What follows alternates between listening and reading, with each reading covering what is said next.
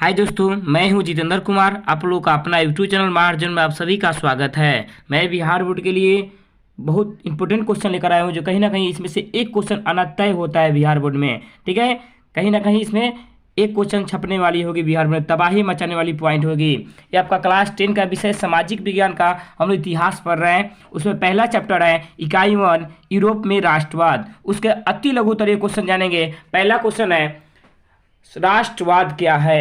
तो राष्ट्र का अर्थ क्या होता है। राष्ट्र मतलब देश होता है और वाद मतलब प्रेम, भावना और एकता होता है। ठीक है, तो कहेंगे राष्ट्रवाद एक ऐसी भावना है जिसमें भौगोलिक, सांस्कृतिक या सामाजिक परिवेश में रहने वाले लोगों में एकता का वाहक बनाती है, उसे राष्ट्रवाद कहते हैं। राष्ट्रवाद आधुनिक विश्व के जागृति का प्रतिफल है, यानी पूरी दुनिया को आगे बढ़ाने का श्रेय राष्ट्रवाद को ही दिया जाता है। जब तक पूरे देश में राष्ट्रवाद की भावना नहीं है, तब तक देश कतई विकास नहीं कर सकता। कोई देश, मान लीजिए अपना देश भारत की हम चर्चा कर रहे हैं, और भारत में एकता की भावना ना हो, प्रेम की भावना ना हो, तो यह देश कभी विकास नहीं कर सकता है। इसीलिए पूरे दुनिया को आगे बढ़ाने के लिए एकता, प्रेम की भावना कतई जरूरी है। ये बात याद रखेंगे।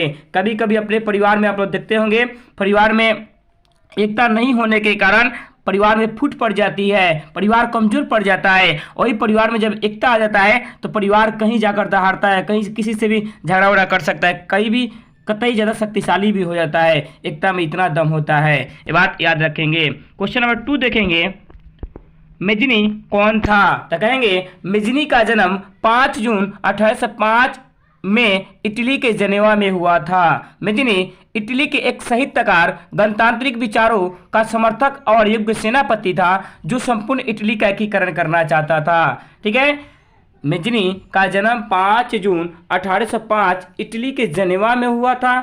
मेजनी इटली के एक साहित्यकार, गणतांत्रिक विचारों का समर्थक और योग्य सेनापति था, जो संपूर्ण इटली का एकीकरण करना चाहता था। मेजनी जब से ही जन्म लिया था तो सबसे पहले सैनिक की तैयारी की थी। उन्होंने तैयारी किया, उसको देश के प्रति बहुत लगाव था, देश के प्रति बहुत उत्सुक थी। कहीं ना कहीं वह देश के लिए पूरे जान गंवाने के लिए तैयार था। उन्होंने सोच लिया था कि जो इटली है, इसकी स्थिति अत्यंत खराब हो गई है, इस टूट चुका है, इसको जोड़ दिया जाए। तो इन्होंने बहुत सी मेहनत की और सैन्य शक्ति के बल पर इन्होंने इटली का एकीकरण कर दिया था। ठीक है, आएंगे क्वेश्चन नंबर 3 है, जर्मनी के एकीकरण की बधाई क्या थी। तो इसका आंसर हो जाएगा जर्मनी के एकीकरण के प्रमुख बधाई निम्नलिखित थी। ठीक है, पहला, जर्मनी लगभग 3 से छोटे बड़े राज्य में विखंडित हो चुका था।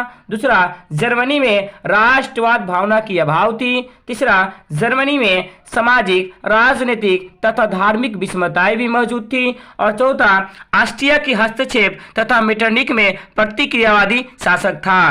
कहीं ना कहीं जर्मनी जो था, जर्मनी लगभग 3 से छोटे बड़े राज्य में विखंडित हो चुका था। लेकिन देखा गया कि जर्मनी अगर ऐसी स्थिति रहेगी और 3 से छोटे बड़े राज्य में अन्य अलग अलग राजाओं की शासन थी, वहां की स्थिति अत्यंत दयनीय होती जा रही थी। लेकिन ऑस्ट्रिया के मन में चलता था कि क्या हो, जर्मनी के एकीकरण कभी भी नहीं हो। जो ऑस्ट्रिया का चांसलर उस समय मेटरनिक हुआ करता था, उसके मन में कभी नहीं था कि जर्मनी का एकीकरण हो। जब जर्मनी का एकीकरण हो जाएगा तब मेरा शासन नहीं चल सकता है, मेरी स्थिति अत्यंत खराब हो जाएगी। तो हमेशा चाहता था कि जर्मनी का एकीकरण कभी न हो। ठीक है, इसके मन में यही चलता था। क्वेश्चन नंबर 4 है, मेटरनिक युग क्या है। तो कहेंगे सन 1814 से 1848 तक यूरोपीय इतिहास का काल मेटरनिक युग के नाम से जाना जाता है। इस युग में यूरोप में नेपोलियन युग का अंत हुआ और मेटरनिक युग की शुरुआत हुई। कहीं ना कहीं मेटरनिक युग का जो काल था, लगभग 1815 से, जो वियना सम्मेलन से लेकर 1848 तक इसका शासन चला। जब इसकी स्थिति अत्यंत बर्बर हो गई, जर्जर हो गई, जब चला गया तो वहाँ पे मेटरनिक युग का उदय हुआ। ठीक है, याद रखेंगे, नेपोलियन युग का अंत हुआ और मेटरनिक युग का उदय हुआ, याद रखेंगे। क्वेश्चन नंबर 5 है, क्वेश्चन नंबर कुछ अलग बिहार बोर्ड कभी कभी क्वेश्चन पूछता है। अब की इसमें से काल सर्वाद जो आदेश दिया गया है, इसमें से बिहार बोर्ड 1 नंबर का पूछा था। वो क्वेश्चन था बिहार बोर्ड के द्वारा कि इटली में राष्ट्रीय आंदोलन का केंद्र कौन था। तो येना विश्वविद्यालय था। लेकिन हमको पूरे 100% मतलब एकदम ओपन चैलेंज जगह कही जा रही है, ये बिहार बोर्ड अब की 2024 में काल सर्वात क्या है, 2 नंबर का पूछेगा। 1 नंबर का भी 23 में पूछ दिया है, लेकिन 24 में 2 नंबर का पूछना तय है। ठीक है, इसको देख लेंगे। वाइमर राज, आंसर देखेंगे। क्वेश्चन होगा काल सर्वात कानून या आदेश क्या है, तो कहेंगे वाइमर राज्य का वियना विश्वविद्यालय राष्ट्रीय आंदोलन का केंद्र था। बढ़ रहे राष्ट्रवाद की भावना को कुचलने के लिए मेटरनिक ने एक दमनकारी कानून पारित किया, जिसे काल सर्वात कानून कहा जाता है। जब देखा मेटरनिक कि पूरे जनता उग्र होकर, पूरे युवा, पूरा विद्यार्थी एक वियना विश्वविद्यालय को राष्ट्रीय आंदोलन का केंद्र मान लिया है, तो ऐसी स्थिति रहेगी तो मेरी स्थिति अत्यंत खराब हो जाएगी, हम लोग कोई शासक नहीं समझेगा, जिसके कारण अपने ही शासनकाल में एक दमनकारी कानून पारित किया, उसी को काल सर्वात कानून कहा गया था। ये बात याद रखेंगे। ये कहीं ना कहीं बिहार बोर्ड के पेपर के खोपड़ी में छिद्र करने वाली पॉइंट है, एकदम तबाही मचा देगी।